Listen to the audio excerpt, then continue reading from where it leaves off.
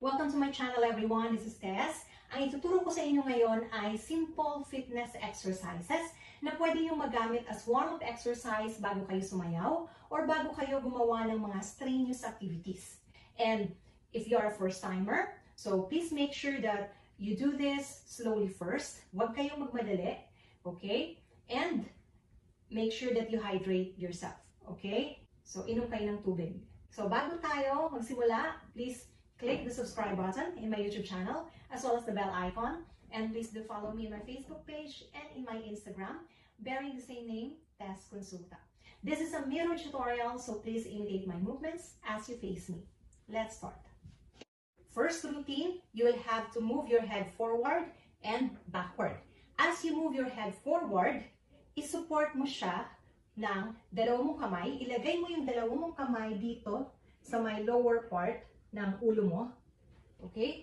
And tatagilid ako para makita nyo. So move your head forward. Just do it slowly. And then after that, move your head backward. Ang gagawin mo naman, para kang gagawa ng amen sign sa iyong kamay. And then place the tip of your fingers to your chin. Tapos, alalay uli as your head moves backward. Okay? So again, gawin natin. Forward, backward. Okay? So that's the first routine for neck exercises. And then after that, you will have to turn your head sideways, going to the right and going to the left. So, para ka lang namang titingin sa right side at sa left side. And aalalayan mo uli siya ng kamay mo. Kung titingin ka going to your right, ialalay mo ang iyong left hand. Okay? And then, do the same on the other side.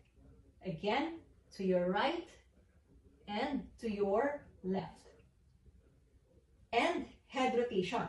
Now, may dalawang pwede kang gawin. Pwedeng i-rotate mo lang yung ulo mo from your right going to your left, or pwede mo siyang alalayan uli ng kamay mo. Ilagay mo naman siya dito sa nape area mo. Okay? So, pwede yun. Alalay lang. Parang support sa yung lieg as you rotate your head. So, let's do this. 1, 2, 3, 4. And reverse. 1, 2, 3, 4. Okay? Pwede naman na nandito lang yung kamay mo sa baba. Tapos, simply rotate your head. Okay? Slowly. So, from your right going to your left.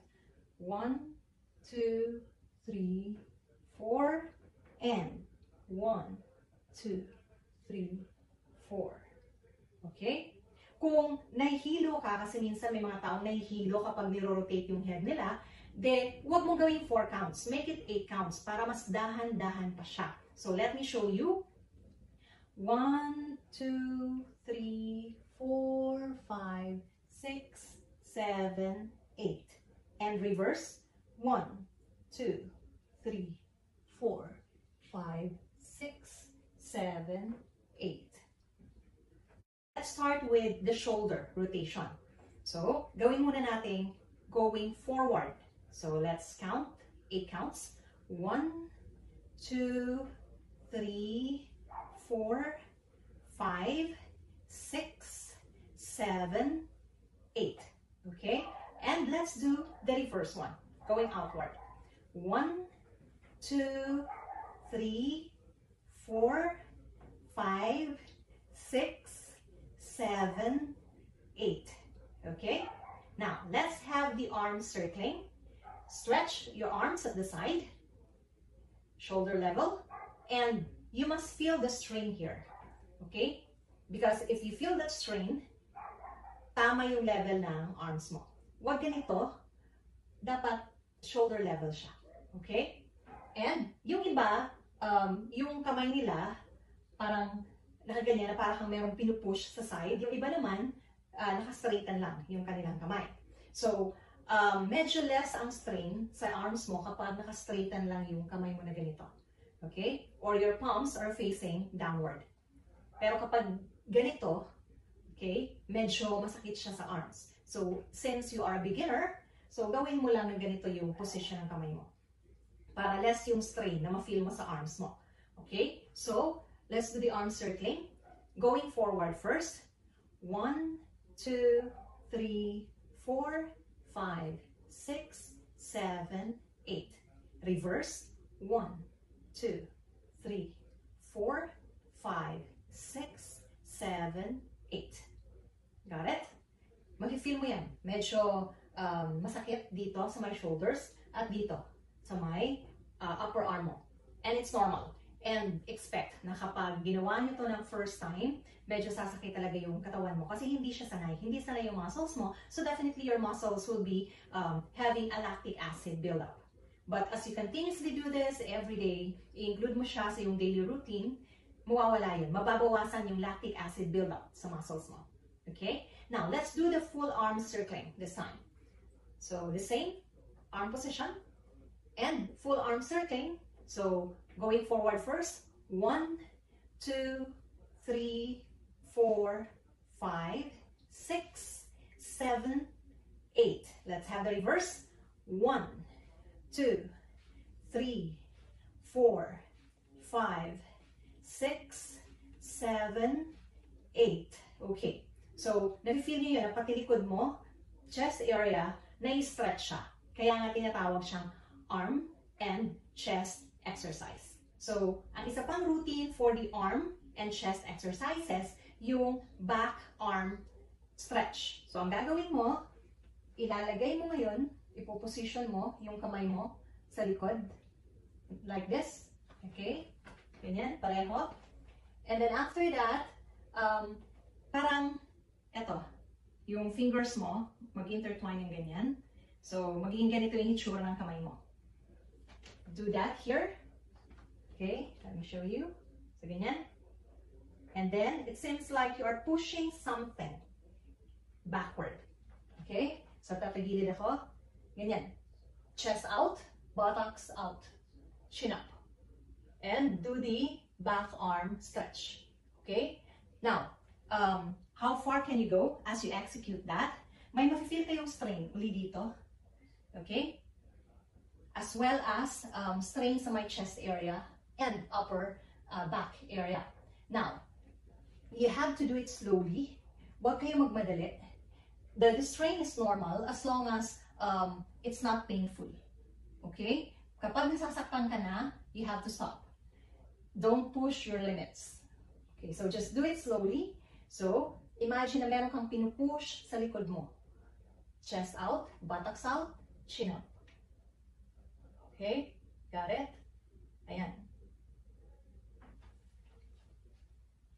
For the trunk rotation, feet apart tayo para magkaroon ka ng balance. Okay? So, kapag stable na yung balance mo, then that's it. So, i-maintain mo na yung distance ng paa mo. Dalawa mong kamay, place it at your back. Like this. Okay? So, ayan, feet apart. And let's do this slowly kasi yung iba nahihilo sa ganitong rotation. So, gawin natin ng dahan-dahan lang.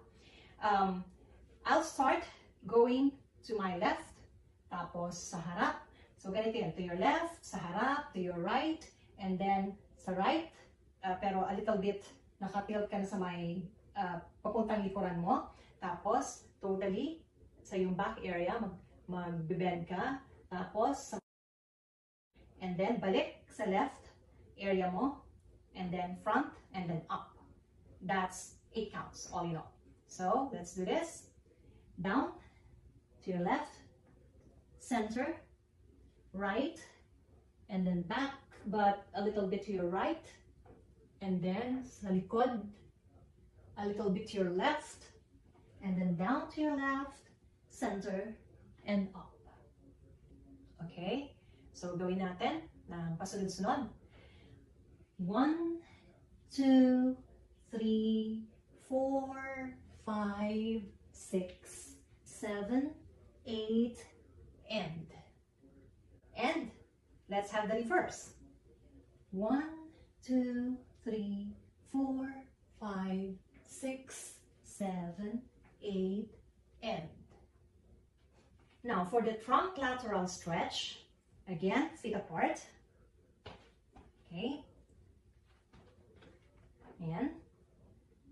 then, if I'm going to bend going to my right, I will have to place my right hand at my tummy area like this. Tapos yung aking left arm, itataas ko. Naka-straight siya. Okay? And I will have to bend slowly going to my right side.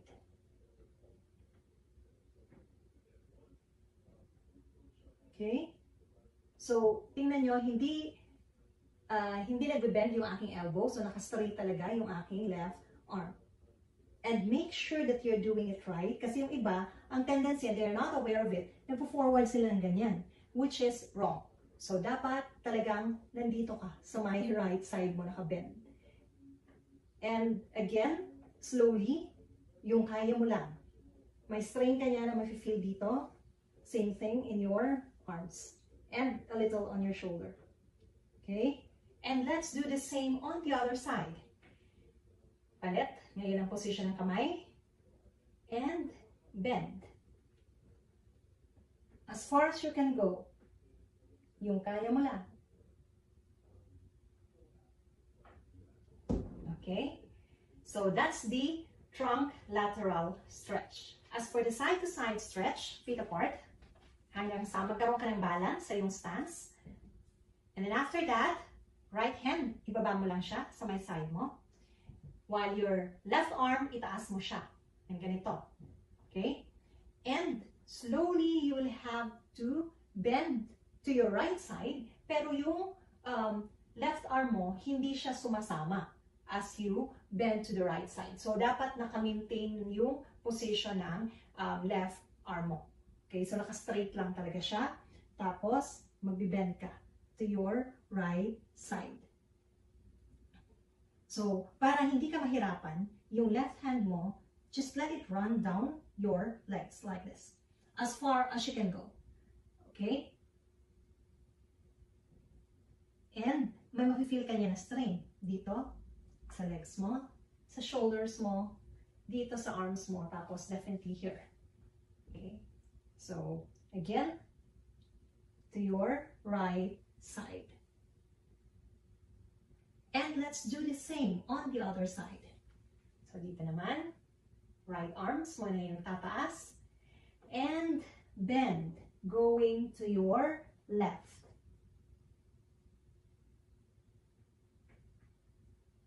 Okay? So, got it?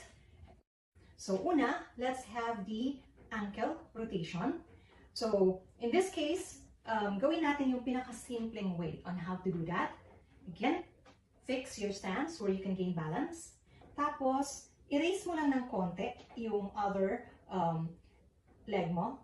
Ganito. As low as this. Okay? And then, do the ankle rotation. Okay? Going outward first. And then going inward. Okay? So, let's count. Again, gawin natin dahan-dahan. Let's have 8 counts for that. So, 1, 2, 3, 4, 5, 6, 7, 8. Reverse. 1, 2, 3, 4, 5, 6, 7, 8. 1, 2, 3, 4, 5, 6, 7, 8. Reverse. 1, 2, 3, 4, 5, 6, 7, 8. Okay? Now, let's have the knee raise. Again, dahan-dahan lang. You will have to raise your knee. Unahin natin yung right. And hawakan mo siya ng kamay mo. Okay? And hold it for a while. Try to gain your balance. And then put it down slowly. Do the same on the other leg. Okay? And again. And the other leg. Okay? And let's have the last routine for the legs and feet exercise. So, ang gagawin mo, tatagilid ako para makita nyo, you will have to bend your right knee like this while your other leg is straight. So, it's like this. And simply bend forward. Left hand mo, reaching your left foot. So, go as far as you can, kung kaya. Okay? And you will have to do the same on the other side. Again,